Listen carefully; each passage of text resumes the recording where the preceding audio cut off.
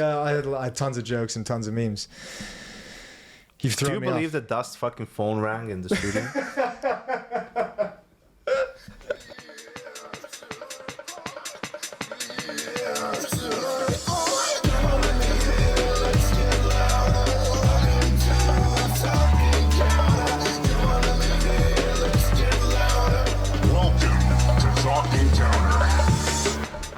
It's really sad to me that we don't have the #1 Aurora fan on the podcast to celebrate their qualification through to the playoffs today. Chad, we miss you, man. This win, I think, was for you. You're sorely missed in general, especially in this sort of a scenario, right? It was so funny to me that Richard, when we were sitting, he's like, by the way, guys, that was a winner's interview. You just heard with Major, because it did sound like just so somber and everything. I actually didn't even hear the winners or the interview at all. Did he say anything? Was there anything cool in it, or it just sounded sad? Nothing super. We'll get into it a bit later. Well, yeah. Well, I mean, we can get into it now for all I care, because we just start out this way. But I was telling Dinko on the walk back from the studio, I was like, at the end of that game, because I did like the closing moment, and I was like, I didn't even feel like it was important to mention that they qualified to the playoffs, because the bigger story is that they just barely made it past Astralis with ruggah playing. Yeah. You know, like that felt like the most impactful thing about that match was like, holy shit, y'all are struggling. Honestly, the problem is also his tone in some of these interviews, right? And it's happened in a couple of loser interviews at Thunderpick, at Pro League and stuff. It's, it sounds like it's the end of the world over there, man. Yeah. It's not. Yeah, you guys are not playing the best. You clearly lost confidence. Yes. Right? It's all over the place at this point. But you guys are the only ones who know what's going on. What are the main reasons and the underlying reasons for that? And you're the only ones, hopefully, who know how to solve it and how to get back on track. And that should be the sole focus. I also said it on the desk. He's talking about how he's asking fans to support them in these moments. Like when they're playing well, they get all nice messages. Now, like they're getting, bad stuff from the fans. It's like, why do you fucking care? Yeah. Why do you read that shit? That's why I always mention, I think this is like the most brittle team we've gotten, like professional Counter-Strike. Because we did an episode a few episodes back where it was like Zantares had like a tweet like the night before their game against Team Liquid. This was at, I think, Fisher 2. Yeah. And I was just like, yeah, they're gonna lose. Like it's done. Like the team just seems like everything can knock them off kilter. I'm with you. I feel the loss of confidence. I like what you said on the desk. I'm just like, I don't know if it's like Major's fault for calling back. Like it feels like they've not only lost confidence, they've lost confidence in each other to the point where like I wonder if Major feels like he can even call some of like the rounds he wants to call. Like I feel like he's lost confidence in his teammates to be able to deliver when they have the agency, and then they're probably getting frustrated and losing confidence because he's calling things more grouped up and more simplistic, and they feel like they don't get to play their game of Counter-Strike. And like there's just, that's what it feels like from the outside to me. Yeah, because they've tried to perhaps play some more default and don't group up as much as they did the first half of the year. But to do that, players are more spread out. They need to take initiative on their own. They need to be giving information to Major for him to be able to call finishers, and call endings to rounds. And if players are not doing that, I mean, he just has to call blind sometimes and guess, right? And that's obviously not going to lead to consistency. Yeah. And this game against Astralis was fucking ugly. It was really gross. Dude, that T-side nuke I know. Might have been the worst nuke T-side that I've seen in a long time. And I did a Bet Boom game. Granted, nuke is their best map. But there was like a bunch of games. It was just, I could not believe what I was seeing from like Major as a captain, and like that team as full of the veteran players that they had. Like the first reset round, like Magus gets a kill with the op outside. By the way, he was like incredible on the op. He was amazing. That was stupid. But alright, so he kills them. Maybe they don't expect the op, that he has the money for it. So I think it was Vikalia. He dies outside, and then they don't try to throw smokes and put any sort of pressure. Molly secret just to make them think, to send one guy down secret. Nothing. They don't throw anything outside. So Charlotte says all the info that there's no one down secret, there's no one outside. They just wait for like 50 seconds in the lobby for the smokes to clear door and everything, and then they go into an A execute. And there's 3 guys waiting for it and forced on the quick rotate, because that's the only place they can go. They can only go inside or ramp. They didn't even try to sort of fake inside, show ramp, and go back A, like right? like they a pump fake to draw utility or I'm anything. like, this is so lame. What is this? And then it didn't get much better from that point in terms of the coin. They had the round where they did the same thing just in secret, and they stalled out and were slow to organize themselves. That round tilted me. I was like, you just gave this Astralis team with like ruggah as the upper player, as like a coach, just trying to like not suck individually. And you gave him enough time to like organize the team to do a lobby clear and then get downstairs. It took like a good 30 seconds for that to clear. You were right. I mean, they were definitely playing not to lose. And they were not playing to win. And they had no balls for the first map and a half. Yeah. On train, they were down 5-0. Yeah. Then, Paper takes a timeout and is basically calling a B execute. And I think it's just... It was a bit surprising to me that Astralis wasn't expecting some of those B hits, and that wasn't where they were strong in the defense. But luckily, they were able to win a couple of rounds in a row on that T side and get some confidence going. And they looked like a different team from that point on. But still, nothing to be super excited about. That's why I was saying I'd probably... You put them as the favorite in the playoffs based off of name value and the lack of it for some of these other teams. Yeah. But in reality, there's at least 3 teams that played better Counter-Strike than them that are in the playoffs, right? I mean, Liquid, Pain, and Heroic are the easy ones. Legacy isn't too far behind, it's hasn't been great for Aurora. Yeah, no, I mean for an event that you should say they should be lifting the trophy, they look like they're far from fucking winning it. That was a really rough Who game. did they play? They were 2-0. Like they beat Liquid and Liquid Fnatic, the second game. And then they lost to Heroic, lost to Saw. That was the painful one, the big one. And then today against Astralis, just barely squeaking through. Fortunately, Device ordered Taco Bell in Romania or something. I don't know what he ate. It wasn't Taco Bell because I've had that shit twice, and I've been fine. Yeah, it's just crazy how, he got food poisoning at the worst possible moment. You know what the biggest problem with it is, and I almost feel bad for saying this, but I kind of don't in a big way, is like just because Astralis has historically been Astralis, like part of my brain is just like, is that bullshit? Well, I know Device came and tweeted out, so it puts some more faith in it, but I'm still sat here kind of like... Yeah, at first it sounded a little bit like bullshit, but then he tweeted about, listen, we'll know because they have to fly to Chengdu. Yeah. And food poisoning doesn't last longer than 2 days, True. Like in 95% of the cases. And ain't nobody taking a flight to China with food poisoning. That's not a fun flight. No, but it's like it should pass by the time for him to make the trip. If he doesn't make the trip because of it, I feel like that's when That's when you're like, okay, something's up. There was like some bullshittery in there. Same old Astralis. It's there's still a fun conversation. I've been thinking about this for a while, and I said it to you guys in the green room as like a test in the water, a little half joke, and then we brought it up on the broadcast. But I actually do think, like, regardless of this, I think it's like probably about time for Astralis to have the conversation. Is it worth keeping him on the team? Like not even for like these medical situations and dropping out of events. So that obviously is a factor. That obviously is an issue as well. But just in terms of inside the server, like are we still gonna go down this? I actually genuinely do believe if Device wants to stay competing with Astralis, they should ask him. He should do a Fallen. They should come up to him and be like, my brother, we need you to do a Fallen on this one. Go back to the rifle. Yeah, but not IGL, right? Not IGL. Just go back to the rifle.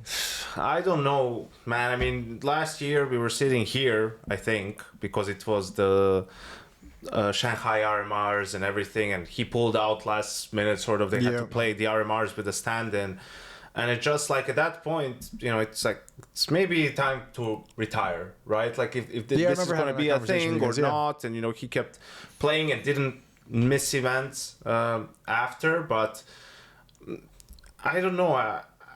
It's hard because we're talking about Device here, but something just feels off in that team, and you go down the line, and it's all speculation. We love speculation on this podcast, but look at someone like Hooksy. He was on the bench for a year, came back into the roster on a trial, and then signed long term. I don't think he has motivation issues, right? Or that he doesn't want to be there. Right. Same for Stair, because he's a young player. He hasn't experienced that success yet. He's still chasing it. I feel like he's also, happy to be where he is. And then after that, it gets murky because Stone already took a leave of absence. Yep. apparently they're saying just for this season, and he's going to be back next year. So Magisk is there as a temporary replacement, which is fine as a replacement. You know, he's a veteran player. And then also you have Yabi, who hasn't necessarily been playing on a high level consistently. Yes, there's been role changes for him here and there, but none of that was a problem in like Fisher or Astana. It's just after that, and then Device is the last one, right? And I could definitely see how maybe he doesn't have the same drive that he used to. I mean, he accomplished everything you can accomplish in this freaking game, you know, and I don't know if it's a matter of being on the same page with the rest of the team, if he's like agrees with that, the direction that they're going or not, if he's willing to go through this stage again where he's getting used to a different way, maybe slightly of playing the game. I don't know, but I think if you're Astralis, if this doesn't get better come major time, you know, you just need to make like sweeping changes. You need to give the keys of the team to Huxi, right? And just sort of you have him, you have Stair, you see like who else you can keep, who wants to be there, and go into this rebuild and build a team with players that are, you know, hungry, motivated, want to be a part of Astralis, understand it's going to be a grind, understand it's going to be, you know, it's not going to be easy to get to where they want to be. I also think I said it plenty of times, they need to change the coach. Because I just don't see how, you know, Huxi can have a ton of respect for ruggah when he publicly said he wasn't even considering him as a player on the team.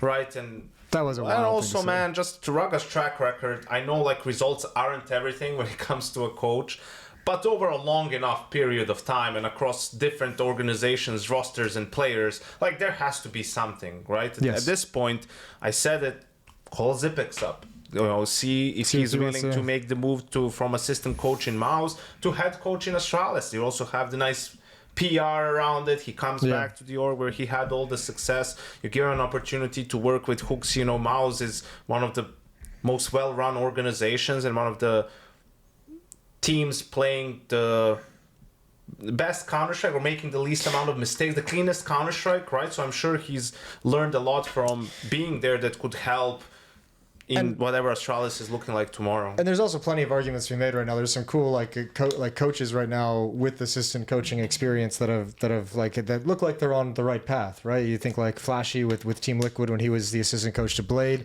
Tobiz, who's the heroic coach, was under MongolZ NXT. So I mean, there's some cool things you can look at there. So yeah, that'll be.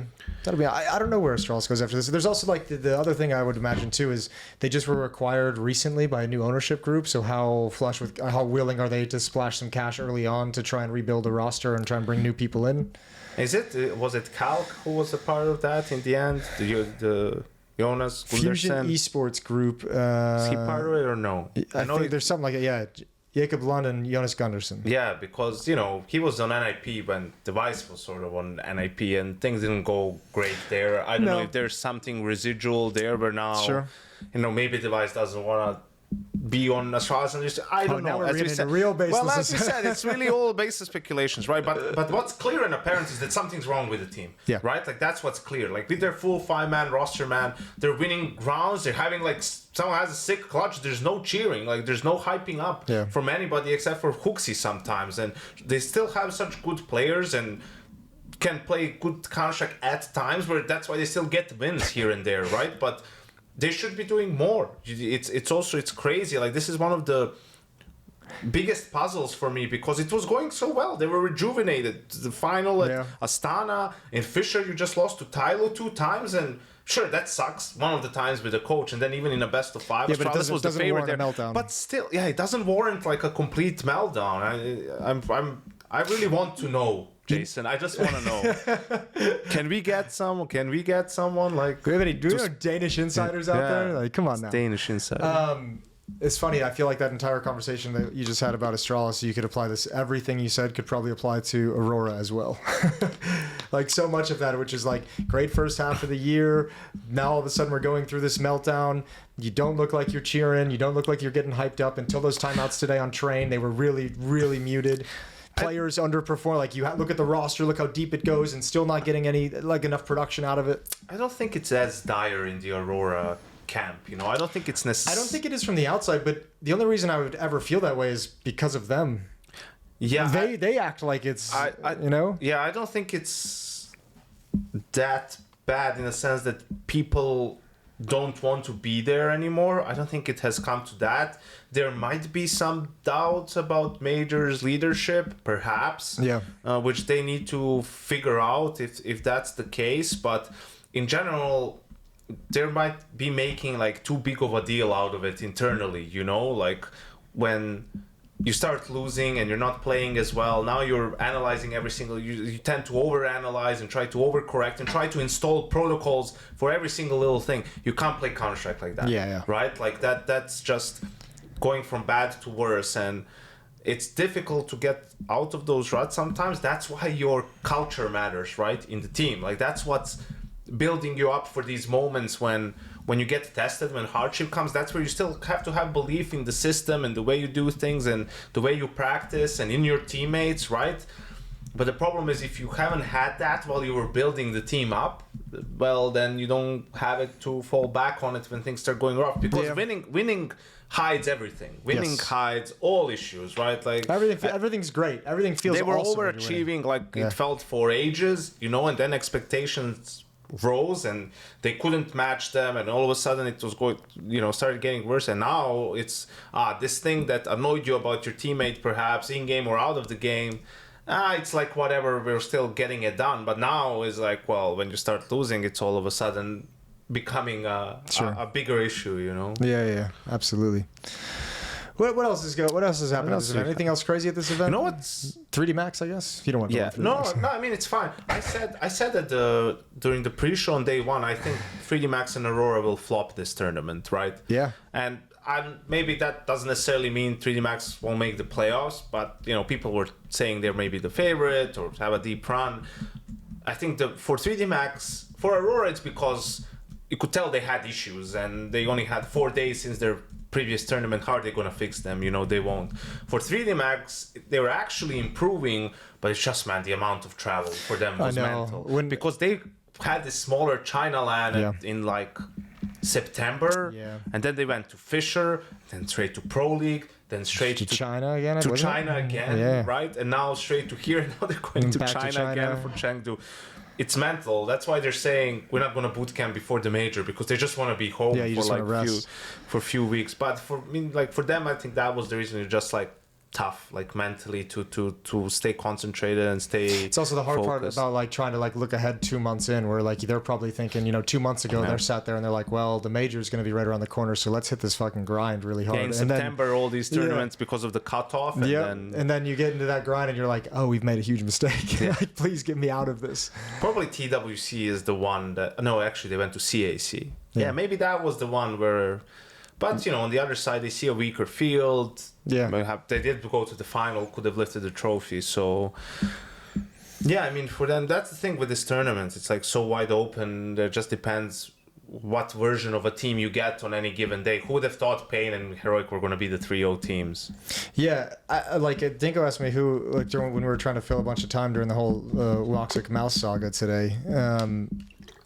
Asked me who I was my favorite to win the event, and I was like, well, that's a crazy question considering 3D Max is eliminated early and Aurora looks like ass. So really, it is completely wide open. NIP is a huge disappointment. Going 0-3, they lost to Heroic. I don't think I casted one NIP game. Gentlemen, I think they were on the B stream all the time. I think Dinko and I casted one of their games. I could be wrong on that, but I'll be honest, I just forgot. I completely forgot they were at the event. Yeah, but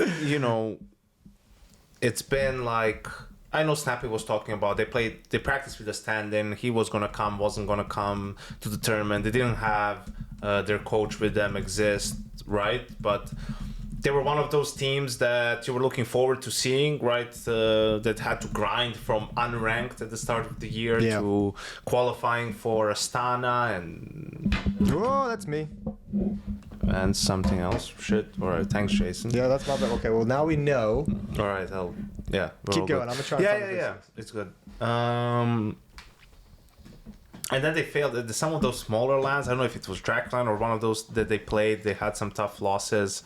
Starlighter was obviously good. They got to the final, lost to Navi in the final, but they don't get as many opportunities. Like, this was really important for them to do well, to get some reps, on land before the major, and they just flopped completely. Yeah, which is a shame considering how hard they fought to get to that position to begin with. But like, it's weird. They're one of those teams that I didn't really have a great bearing on before this event, so I don't really know what my expectations were. Like, obviously disappointing just based off the result, but I don't really have a barometer. Yeah, I haven't seen them a lot. I'm just looking at these teams. It was the same with Fnatic, although I thought Fnatic looked pretty cool. Like, I actually really liked watching Fnatic play. Haven't done a single game of theirs. That was the first one I did since the Shanghai Major last year. Like, it's been about exactly a year. Bro, blame F though. He still got it? He was insane this event.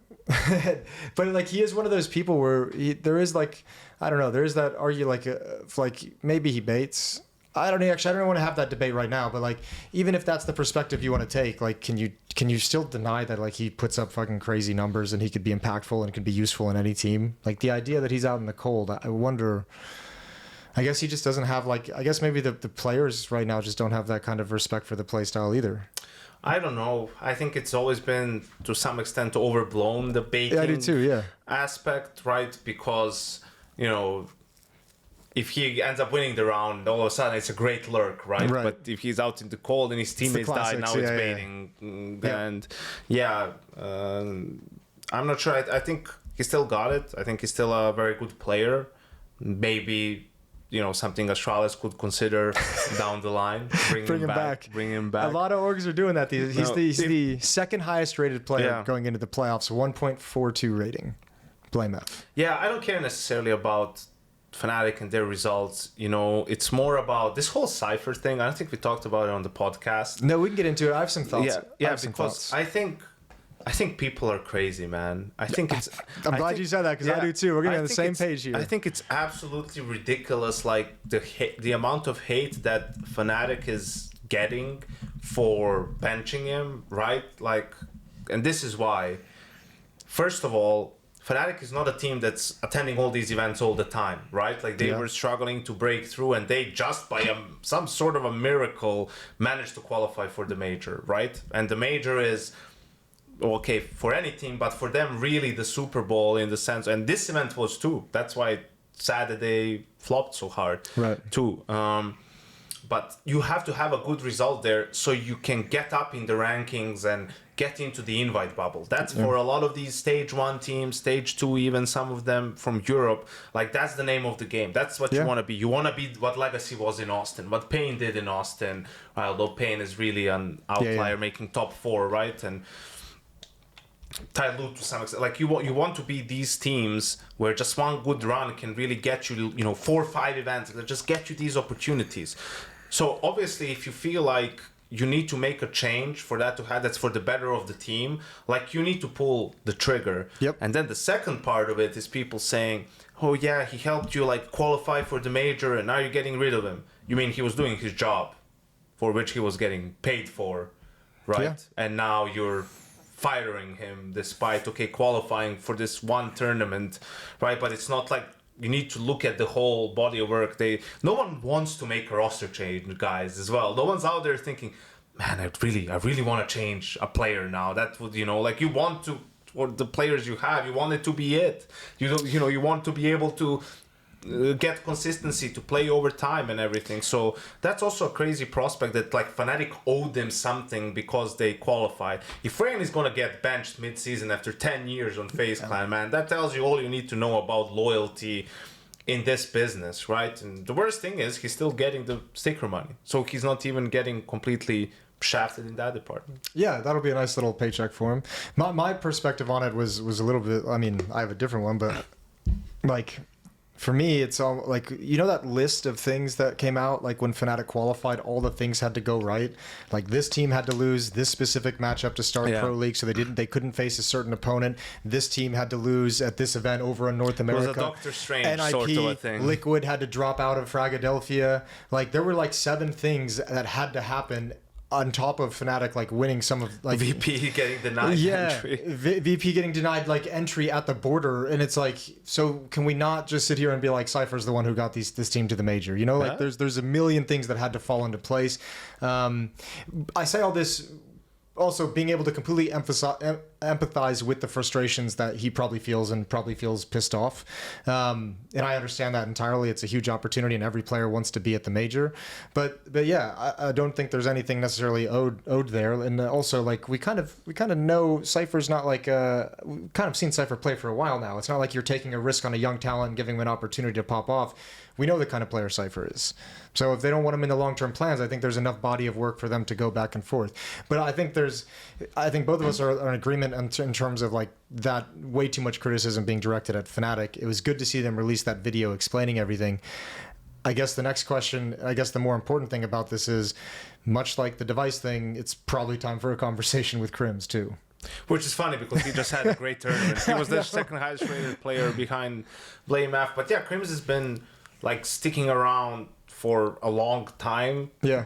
One would say maybe too long. Too long perhaps. Right, even for him. But clearly they're keeping him on the roster, right, because they feel he's still valuable. And I think we saw him like that he does a better job on LAN than he does online. So I guess it's more from an organizational standpoint, right? Like, do they feel it's time to get someone else in that role too? Because it's problematic sometimes when you go full young, right? And don't have anyone experienced, any veteran there for some of these high pressure situations. You know, I have a bit of a soft spot for Crims because I do too. He's like that, just sort of a rock of a player and someone who requires very little resources to operate, right, on a team. And you can't have everyone wanting to take space and needing, you know, support and utility to do stuff. Like, you need to have a guy who can just leave on an island and he'll take care of himself. Yeah, he's certainly got some value. It also as an inexperienced person. And so, I mean, Crims doesn't strike me as someone who's going to be super vocal and super active in terms of like training up the younger players coming in, but his perspective and experience and fundamentals are all there to be learned from.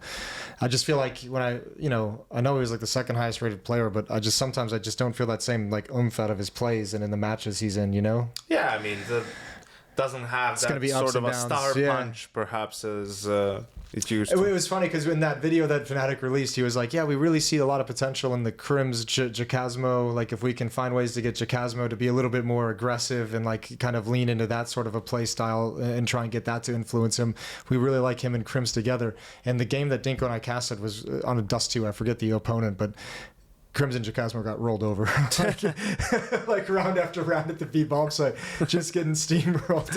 And I was sat there and that sentence is playing over my head. Moments later. I'm just like, bro, I got to see something a little bit more here. Yeah, I don't know. They just have the Passion UA team now. You know, the core, Fear, Jacasmo, and Jambo. Yeah, pretty much with BlameF and Crims in there, which is kind of a cool experiment.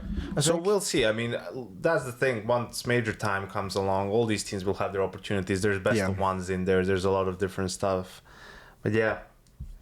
Who else do we have at this event that we were excited or just? I'm glad Legacy's playing well. It was cool to see Pain. Oh, we can actually touch on Pain a little bit because Snow looked really good in the series. Yeah, it's because they've given him more active roles. Active roles on T side. And this was a conversation I remember when he got picked up because he was obviously part of that like bidding war for his contract of which team he was going to go to when he was like 15 years old or something. And when they brought him in, it was a very big conversation, or at least in South America, from what I know.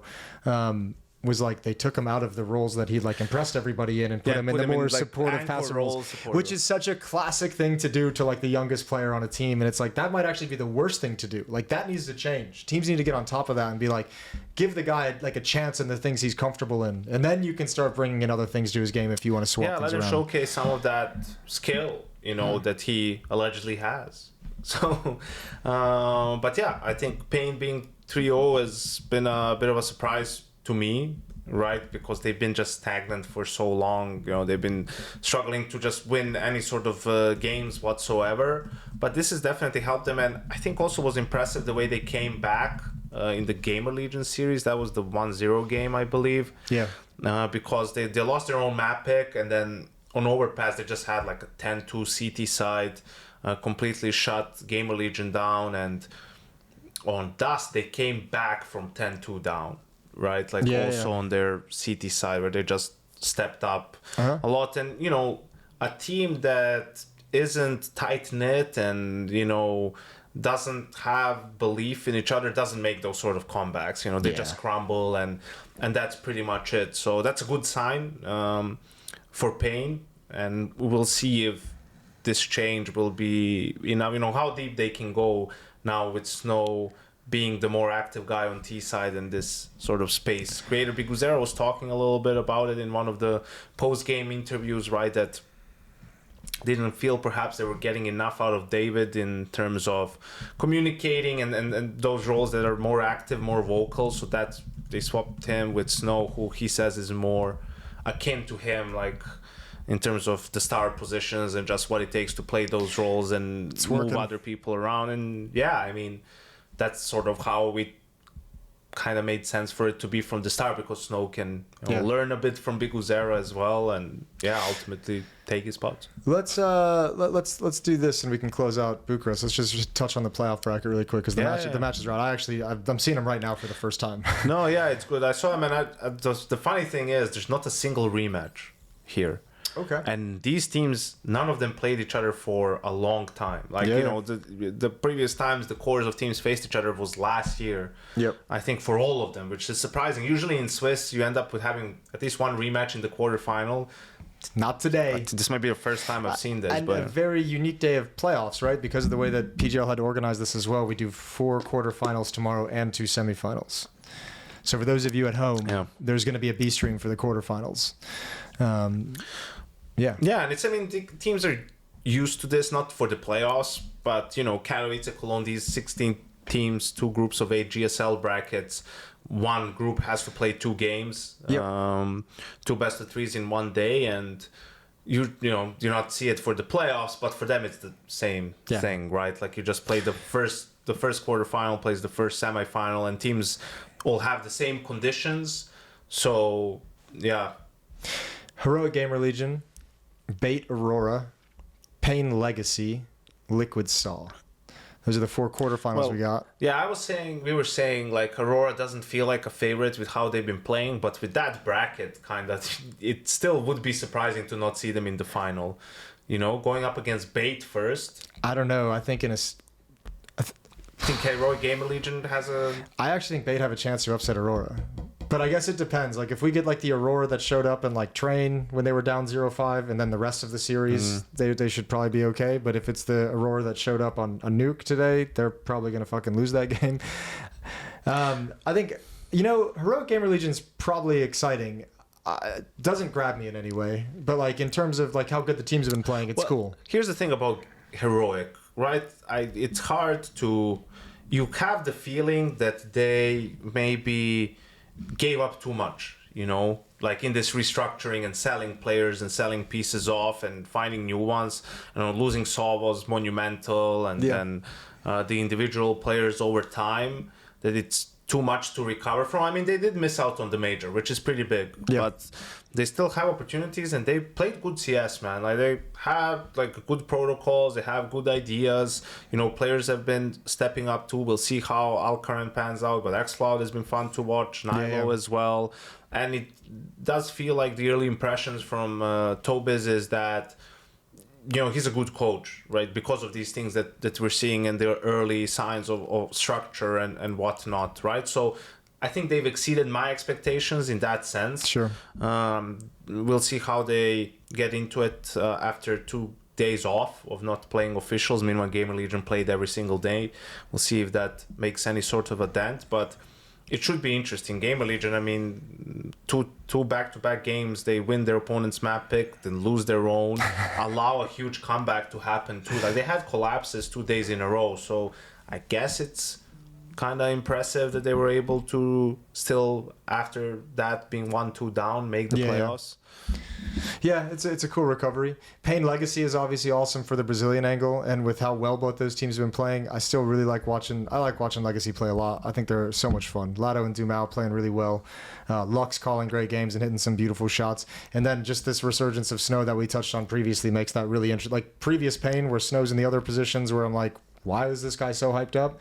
now I'm starting, like, at least at this event, the first time I've seen like why they grabbed this guy onto this team. So that makes me really excited for that one. Liquid Saw is interesting in its own way as well. I don't know if this is just because it's a Liquid thing, but I feel like that's kind of a trap game. I feel like that's a game you look at and say Liquid should breeze through that with no problem, but I feel like Saw is the exact type of team that's going to give them a lot of pain, a lot of trouble. You know what I said, and this is what I'm looking up. I said, because Black Hole said Liquid is the favorite to win the event, I said I'm not so sure. I think it's a bit matchup dependent. If they go up against someone who permabans Mirage, I think it might get interesting. I'm looking up Saw's map pool, and their permaban is Mirage. So, okay. Because Liquid is like, they pick Mirage every single time it's available, and they're really good on it. Had that massive comeback against FlyQuest. Yeah. Came back against Aurora as well to force overtime, and then beat them. So their map pool isn't super deep at the moment, and I don't know if that's enough to make it interesting. It does feel like they still outmatch Saw by a good margin, but I mean, Saw was able to take down Aurora, so I don't think you take it for granted or anything like that. No, I think Liquid's the favorite in it. I just think it's so tricky. But I'll tell you this: I think Pain and Legacy, either one of them, I think has a better chance of beating Liquid than Liquid beating them. Well, that's interesting because Liquid beat Legacy last 2-3 times now that they've played, so that's why also matchup specific it helps them, you know, in that side of the bracket. If Legacy wins, they have no reason not to feel confident in that matchup. But it's going to be interesting. Even Pain Legacy, you know, two Brazilian orgs, a lot on the line in that sense, a lot of pride that goes into it. We talked about it during the cast a bunch. It's funny talking about Liquid's Mirage because they played it a bunch. It's something they've wanted to go into, but that's the map it feels like Elige is like not really fully acclimated into. Like he's actually individually struggled on Mirage every time we've watched him and casted those games. That's what I was saying today. I was like, I think the thing with Liquid is more time is going to be better because like we saw the Elige on train, like the way they were just activating him out team mid and letting him party and letting him do his own thing, and he delivers. Like that shows, you know, that seemed like he was supremely comfortable there. Mirage doesn't feel that way. Yeah, well, Shuik has some more, takes some more space there on the T side, being the guy who goes down mid, and Elige is coming from underpass, right, and doing it a bit slower sometimes, and Shui takes the brunt of those opening fights too.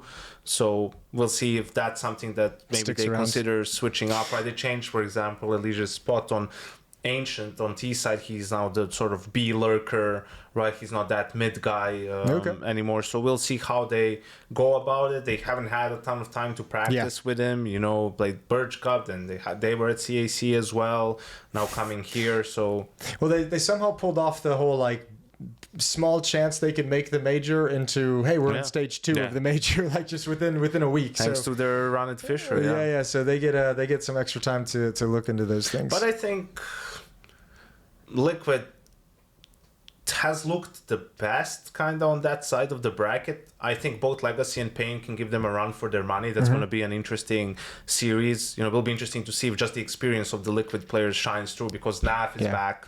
Yeah, right? that's we had a really great interview with him on the desk, and that's a big reason why Liquid is, you know, he's bailed them out in plenty of situations in this tournament. Nerds is looking really good over there as well. Yeah, absolutely. And on the other side, I don't know, it does still feel like, even with how poor Aurora has looked at times, that should still be there.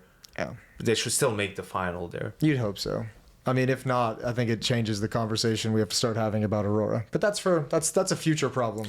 But it does feel whoever comes from the Liquid side of the bracket will win the final. That's the impression I have. Okay. Whether it's Liquid, Legacy, or Pain, unless it's Saw, I think any of these three teams... 3 of the 4 are going to win the event. Okay. Yeah, I think that's fair to say, especially with how Aurora's looked. What else What else is going on these days? Yeah, you're going to China next week, aren't you? No, I'm going straight from here to Stockholm. That's right. We're doing it remote from Sweden. Remote Swedish broadcast. Yeah, I'm super excited for that. Get that surströmming. I don't know why I put that little edge on the end of it, but that just happened randomly, automatically. Surströmming? Yeah, I don't know. It's just last event of the season for me. So I just want to just get it over with, and then the break starts. It's going to be nice to have. Yeah. The extended breaks are nice. I mean, blessing in disguise, sort of. But Yeah, I mean, after that, it's what? It's Blast Rivals, and then it's the Then it's the major clicks in, and then the season's done, and then we kick off pretty early in January, towards the end of January. So yeah, it's gonna be a long break. It feels like it's gonna be longer this year for whatever reason. Well, I think it's just for us when the Blast events are the first one of the season. That's nice because it also extends your break that bit longer. You don't do the first event of the season. None of the top teams have played since Pro League, so there's really not a whole lot. Yeah, most of them have skipped. Chengdu is going to be like CAC the next. And Chengdu is the big one, right? The rivals have 8 teams. There's some, Vitality is there, Spirit, big teams, Falcons. but only 8. Yeah. Falcon Spirit, I think, play each other in the first game. That's interesting. That'll be sweet. Who do you think Spirit's going to recover from? I mean, they didn't look great at Toss to face, yeah. I mean, we'll see. It's going to be interesting because they have to figure all this stuff out with the new players. And it's not maybe as easy as they think. They definitely have more firepower, which is great. But if they can put all the pieces together, Donk was very frustrated in that series against FaZe. It's going to take them a while to get all on the same page. But do you think come the major they're going to be looking like contenders? I mean, how can you not? You cannot ever count out a team that has Donk in it, right? It's impossible. Like whoever is the best player in the world, they're always going to have a chance. And I think you didn't really think they were a favorite in Shanghai, and they ended up lifting the trophy, right? So that's true. I think that's going to be interesting to see. They looked so rough and bad to me at Pro League that I actually don't think they're gonna improve in time to make like a significant dent at the major. I mean, they have the time. It's just okay. Yeah, they have the time. They had the time now, and they'll have since they're a stage 3 team. They'll have a couple of weeks after rivals too. Okay, I just don't have a lot of faith in it. I don't know. From what I saw, it really turned me out. And I know the thing with Donk is entirely true. I think Shiro's having a great year as well. So those two guys should be able to sustain you through a certain stretch of it. But I don't know. I was so disappointed that I'm a little bit afraid of what they're going to look like coming to the major. You know what we didn't have you for is the senzu stuff. Oh yeah, shit, yeah. That's right. I don't know. It was just a shock. It was just a shocker, man. It was just crazy. You've got the additional information now too, with all the releases coming out of the Mongolian scene about the podcast he's given. He's been mentioning like it was burnout apparently. I don't know, man. That's that guy saying he was on the phone with him, right? It wasn't like senzu wasn't on the podcast talking about it. It's like this guy who's a streamer or something there said he talked to him, and that's what senzu told him. I'm not buying that, man. Fucking burnout, get the fuck out. You're not benching a player, not benching your best player because of burnout. Well, that's the thing. I don't think they benched him. I think he just was. Well, I think maybe it got to the point of benching. But this is what I said. I don't know if you saw, but this is what I said to Chad when all that went down. We recorded it that day. I was like, if I tie it into all the times they've skipped boot camps, it makes me feel like they were trying to accommodate him being burnt out by giving more breaks to the players to let them and him rest up. And then at some point, it's just like someone in the team is like, can we please fucking practice? Like, more baseless speculation. More baseless. But I've also been in those situations in teams before too, like we've all been there. Yeah, I don't know. I mean, it's just crazy to see it happen. I don't know what's the issue. Obviously, it was big enough for them to pull the trigger, but they also did it like after the major cutoff, right? So that's why if this was brewing for a while, like they've been talking about, is like why wait this long to do it? Why not do it earlier? That's why I feel like it just hit a critical mass where players were just like, we can't not boot camp and practice. Like we have to make a change if we're not going to be preparing. And I know some people were saying, maybe they want to do him a solid so he gets the sticker money. I mean, if you were going to bench, if you're so like mad, why would you even think about that? You just want to get as many reps possible as whoever is going to be replacing him, so you have a good opportunity, to do something at the major. But yeah, that just was crazy. And I know people have been talking about, they've been linking the stuff from that Team NKT with Bantet and all the stuff with Skin. I saw senzu, make a post about it where he was like saying, that okay, they made a mistake, right? But that they weren't getting paid for months and all this stuff. It doesn't justify it, but it gives you some added context to the situation where the guy isn't just a fucking thief straight, well, I guess he is technically, but but it's more of a Robin Hood type of a guy, okay. like Shout take out, from the rich and give to himself, Yeah. or take from it's that classic fairy less tale. poor people to the more poor people. Shout out to the iBuy Powers one guy while But we're on the a lot of subject, people were thinking, oh, he must be like gambling again. And he has done I don't know what, or he's match fixed or something like crazy like that.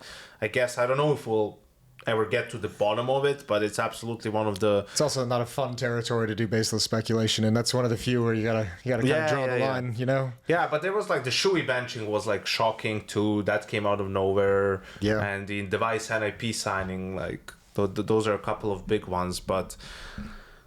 I don't know if Mara has one more in him, man. He's been finding these kids like all the time. Problem is also he can't get players from other teams, from the Hans maybe or somewhere else, because of the roster locks, right? So they just had to find someone who wasn't really in that major cycle, and yeah, it's gonna be tough for the Mongols. It ties into. We saw like the YouTube guidelines changing when it comes to. That's sick. I actually really like that a lot. Yeah, it's great. Skins again, they have to be treated as casinos, and the content is treated as skin casino. gambling sites have to register with YouTube as a casino, and if you don't get approved and registered, then you're not. No one can use. You can't sponsor and do content. I would imagine. So yeah, I like that change a lot.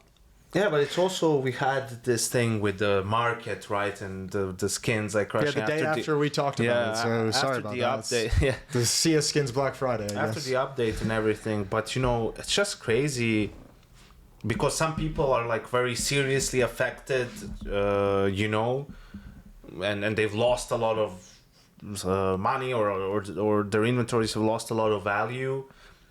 But it's like. Please don't put your value. Please don't put your money. It's like you guys do understand that this is maybe not exactly the same, but this is very similar to you guys choosing to invest into like meme coins and shit, right? Like you're investing because this is what these people say they've been doing. Like they're trying to make money by buying and like trading skins in a video game, right? This is not a fucking regulated market. You're not dealing with securities. Hell, you're not even dealing with crypto. And then, you need to understand the level of risk that this carries. That's something like what Valve, and this is not the first time Valve has, done something that caused a shock through the market, right? Oh, just when the color changes came in when CS2 came out, right? Where they did that update, and it was like some of the tones changed, and it was like prices plummeted. So it's like I think people are just sort of lost the plot in some extent, and of course people are just doing it because it's been profitable for so long, right? They've been making money on top of it, making money from it, right? But it got obscene. I don't follow it too much, but when you hear some of the numbers and you see it, and when only thing that's driving the price is speculation and knowing, counting on someone's going to be paying more for this than I did. Like it's just a bubble being built up that's going to have to burst sooner or later, it's just crazy. Yeah, that's why when I heard it, when we were talking about it in the last episode, and you said, I was like, what the? I know. What? This is like crazy. It's a mental number. I know. It's what a wild place. I mean, it's like one of those things that's on our periphery, but because we're not actively in it, we don't really realize the scale of it. And then you see an article like that, and you're like, oh my God. What else we got fun going on? There's got to be a positive bright topic. It does feel like we're missing something, man. I know. There's some big news that's not connecting with our brain that we wanted to talk about that we're not talking about. All right, I got something for you. Yeah. This is a favor. This is a shout out to Donk. All right. The Donk in our Discord, not the actual Donk. Wow, that's how deep down the rabbit hole we're going. We're gonna go. He put some questions in the chat, and I told him we would be avoiding them at all costs. All right. But I'll give him one. Let's see. Actually, won't. Well, actually, now that I'm reading these, it's Falcons' recent performance. Are they top 3 favorites for the major? I don't know. I personally want to believe they will be, because they've looked better with time and to practice, right? And they have the star power, but how much faith can you put into them after how Austin went, right? And Yeah, that's true. I wasn't even going to go back that far. I think I can give you a much better answer after Chengdu and Rivals. Yeah.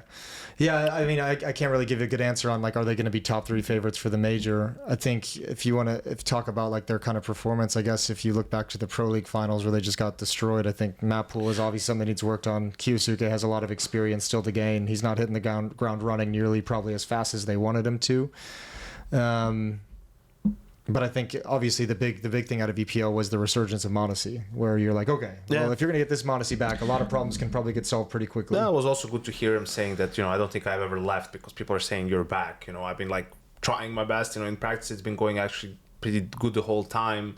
Just in games, wasn't able to manifest itself and, all of that stuff. But yeah, I don't know. It feels like Falcons are a ways away as a conversation topic.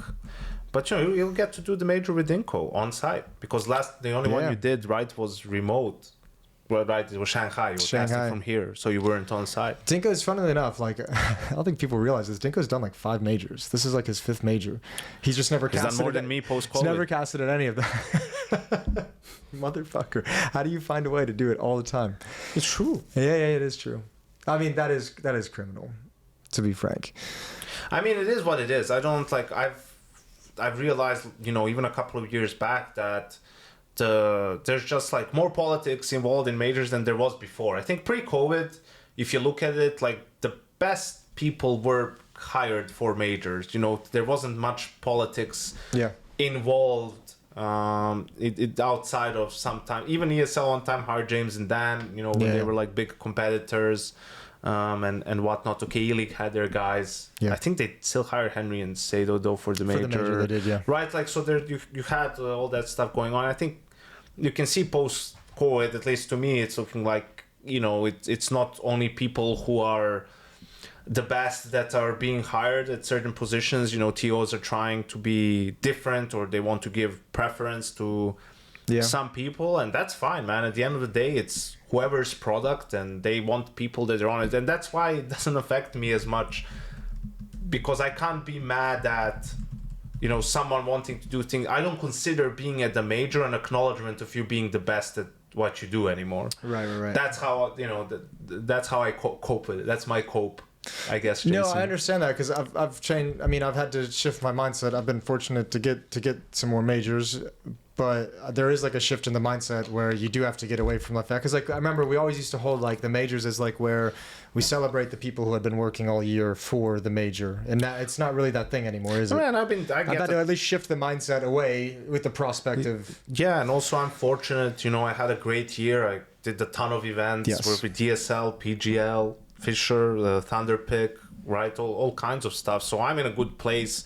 I don't care about that from that side of things. As I said, it's a bit of a blessing in disguise. How it is now with the family to get some extra time and just the extended period of time at home, right? But I think as well, because people have been saying all kinds of stuff in the coin. I appreciate the support from everyone that I've gotten, guys. Don't think I don't, but I think Ted will surprise a lot of people as well. I think I was once in a position where I came from nowhere and people didn't know who I was, and started off and then had to prove myself, of course, but I got that opportunity, and it's important that people get these opportunities. That is someone who works really hard, who lives for the game, right? And I think he's going to surprise a lot of people once the major actually rolls along, and I would just say to give him the benefit of the doubt, right? And I think that's important to some extent, and ultimately I'm not competing with someone like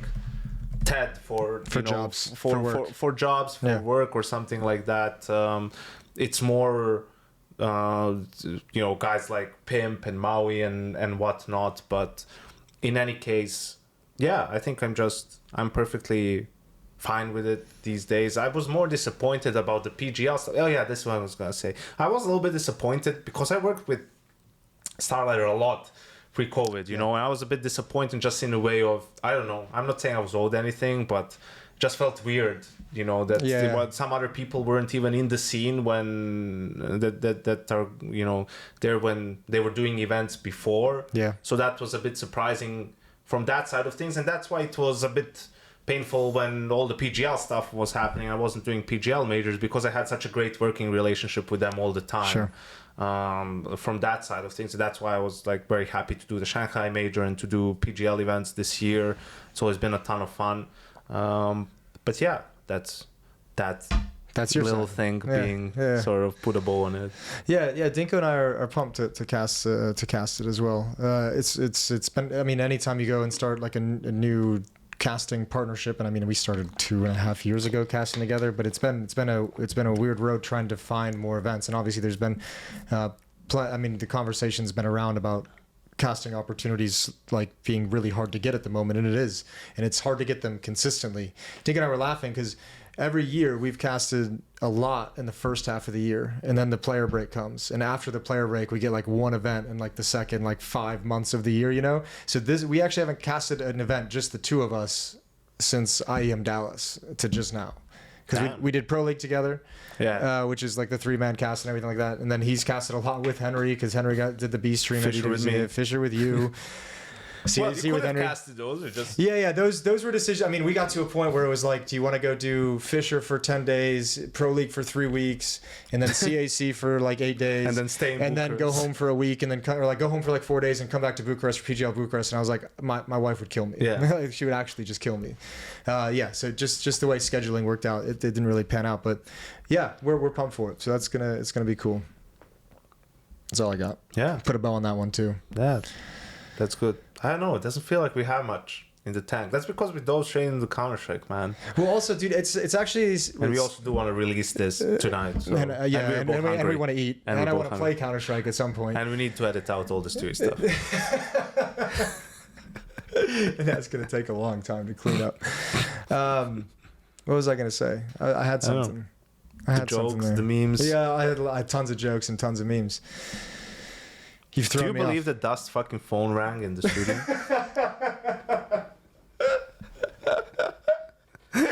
That was so funny. You have to tell that story. Oh my god. The Dust segment had a cameraman's phone rang. Yeah. One of the guys were operating the camera. I'm sitting on the far left, right? And Dust is in the middle and Sam is across from me. And I have an in-ear in my left ear only, right? Yeah. And I'm talking, we're doing a segment, and I hear on my right something ringing, like the phone ringing, and it rings on whatever, and it just kind of stops, or I don't know, like okay, and I'm talking, and then it rings again, or it keeps going, and I like turn to Dust, and I'm like, "You gonna turn that off?" And he's like, "It's not me." He starts like, no, he's looking at his like Apple Watch or whatever. And I'm like, all right. And they're saying it was they told me it was the cameraman. It happened to him the next day too. But I was like, how can I, because the cameraman, everyone else is on the left. It's only Dust who's on my right. I'm like, how am I hearing it from that side? It doesn't make sense. But it was funny because now it's just a troll that it was him. Yeah. And he's like, gets so mad about it. The best part about it, Richard was telling us the other day, on Reddit, under the talent announcement, it was like some comment about you missing the major and how it's criminal. And it was like, for the Dust, it was like, and Dust would probably be there if he could stop getting his phone to ring during the segments, which is clearly a joke, but obviously if you see that as someone who didn't get, you're like, yeah. Oh no, good times. Okay, well, yeah. Well, this is what I was gonna say. I think the reason we also don't have much is like, dude, the grind that's happened at the end of this event with like everyone's been on a grind right now. Like except for me who took those events off, but like there was Fisher into Pro League, into CAC, basically right into this. And there are some guys like who are on like a 6, and then Chengdu's coming up. There's people who are on like 6 or 7 weeks straight at events. Shout out to Dinko one time. Like a psychopath or a 25-year-old. He's that age. He's grinding. Oh yeah, I mean, I almost forgot. You know, we did an episode last week, the 3 of us. Yeah. And I don't know. It feels like it was. Feels like a long time ages ago, right? But in reality, it was just this tournament was happening, and that's pretty much it. Nothing like too crazy going on, I guess. Yeah, well, there's like too much Counter-Strike going on for there to really be any news. Like the crazy shit all happens when people are bored of not having enough Counter-Strike to watch. Now we're all just occupied. All right, we put in a shift. Good night, everybody. See ya.